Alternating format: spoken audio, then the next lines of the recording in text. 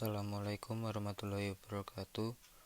Perkenalkan, nama saya Jodian Koromukti dengan NIM B100-200-560 dari kelas manajemen L. Hedonisme. Hedonisme adalah istilah untuk menggambarkan faham yang mengutamakan pada kesenjangan dan kemewahan fisik. Hedonisme telah ada sejak zaman Yunani kuno. Tokoh pertama yang mengajarkan hedonis adalah seorang filsuf yang bernama Demokritus. Ia memandang bahwa kesenangan sebagai tujuan pokok di dalam kehidupan ini. Selain itu, salah seorang pengikut Socrates, yakni Aristippus, tahun 395 sebelum Masehi, juga mengajarkan bahwa kesenangan merupakan satu-satunya yang ingin dicari manusia. Sesuai dengan hasil penelitian dari Siti Fatimah tahun 2013 yang mengungkapkan bahwa mahasiswa zaman sekarang cenderung menganggung-anggungkan kesenangan dan kenikmatan dalam menjalani hidup. Kepedulian mahasiswa terhadap lingkungan sekitar terlupakan dan tergantikan dengan kenikmatan sesaat. Fenomena hura-hura oriented kerap ditemui di kampus. Semakin jarang terdengar percakapan akademis di lingkungan mahasiswa. Percakapan mereka lebih didominasi masalah fashion, sinetron, dan film terbaru, serta aneka bentuk hedonisme yang lainnya. Sebagian besar dari mereka, entah mahasiswa atau mahasiswi, menghabiskan waktu dan uangnya untuk berburu kesenangan di tempat-tempat hiburan.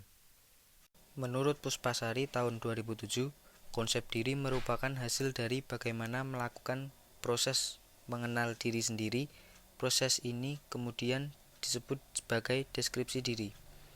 Perkembangan selanjutnya, proses pengenalan itu sendiri akan sangat beraneka ragam, seperti cantiknya wajah seseorang maupun bentuk tubuh. Kemudian berkembang kepada pengenalan diri non-fisik, seperti sejauh mana kepandaian dan sebaiknya apakah tingkah laku seseorang. Apabila pada praktiknya terjadi penyalahgunaan prinsip hedonisme, maka akan berakibat buruk baik bagi individu yang menjalaninya maupun lingkungan di sekitarnya, seperti 1. Meningkatkan perilaku konsumtif atau konsumerisme. Hedonisme yang kita kenal sebagai mungkin sangat menggambarkan konsumerisme. Bahkan hedonisme sudah bergeser maknanya dari mengejar kesenangan yang bisa bermacam bentuknya menjadi lebih ke bentuk materi dan perilaku konsumtif.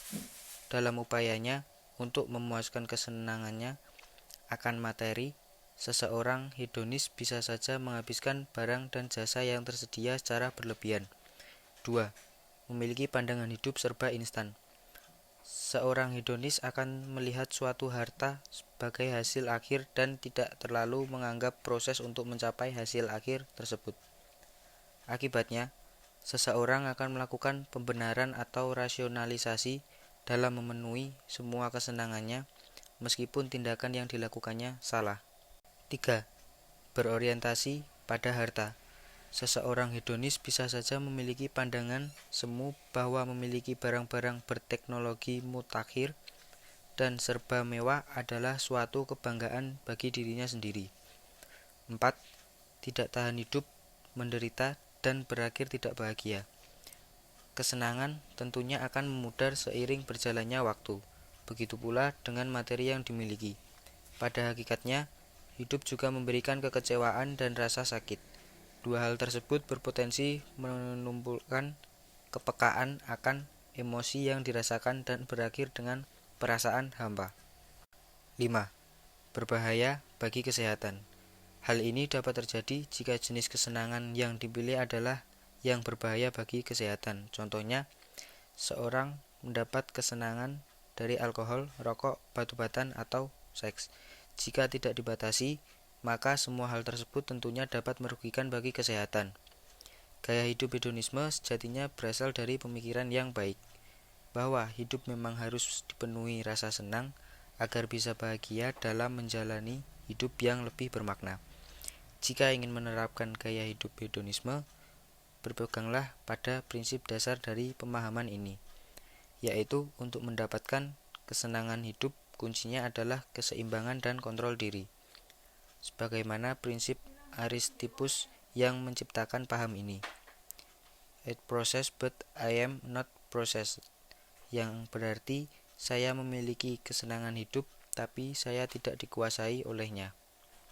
Sekian, terima kasih. Wassalamualaikum warahmatullahi wabarakatuh.